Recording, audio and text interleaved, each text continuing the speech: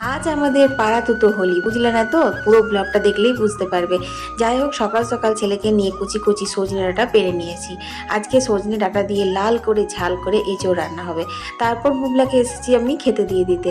আসলে পাড়া তুতো হোলি কেন বলেছি জানো? তার কারণ হচ্ছে একটাই, কালকে তো দোল পূর্ণিমা গেছে, এবার সাথে চন্দ্রগ্রহণ ছিল, অনেকেই কিন্তু দোলটা খেলেনি। তাই আজকে জমিয়ে পাড়া প্রতিবেশী সবাই মিলে আমরা দোল খেলবো। তাই তাড়াহুড়ো করে রান্না করে নিয়েছি। এখানে বড়ার টক করেছি, মুসুরির ডালের বড়ার।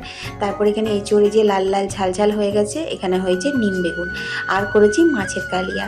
এই রান্না করতে না করতেই দেখো সবাই দিদিরা চলে এসেছে আমাকে হোলি দিতে।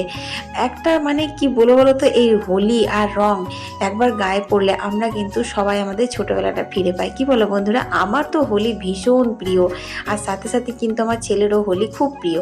ওর বন্ধু বান্ধবরা এখনও কেউ হোলি এবছর খেলতে বেরোয়নি, তার জন্য আমরা মা ছেলে মিলেই খেলছি।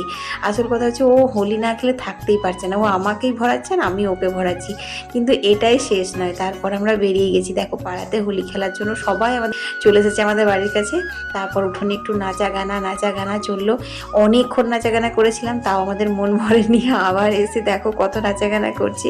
তো যাই হোক, এইসব করতে করতে আমাদের হয়ে গেছিলো একদম বিকেলবেলা। স্নান টান করে ভাত খেয়ে তারপর বুবলার বাবার সাথে একটু এসেছি আসানসোলের বিখ্যাত চন্দ্রচূড় মন্দিরে বাবার দর্শন করতে, প্রণাম করতে। যখন কোনো ওকেশনে এখানে আসি তোমাদের সঙ্গে তো শেয়ার করেছি, বাবার কিন্তু দর্শন তোমাদেরকে করাতেই পারি না, এত ভিড় থাকে আর ক্যামেরাও অ্যালাউ করে না। তাই আজকে দুর্লভ দর্শনটা হোলির স্পেশাল তোমাদেরকে করিয়ে দিলাম। তো দেখো এখানে সমস্ত ঠাকুরদের মানে দর্শন টর্শন করে নিয়ে বাড়ি চলে গেছিলাম। তো আজকের ব্লগটা তোমাদের কেমন লাগলো? ভালো লাগলে লাইক শেয়ার।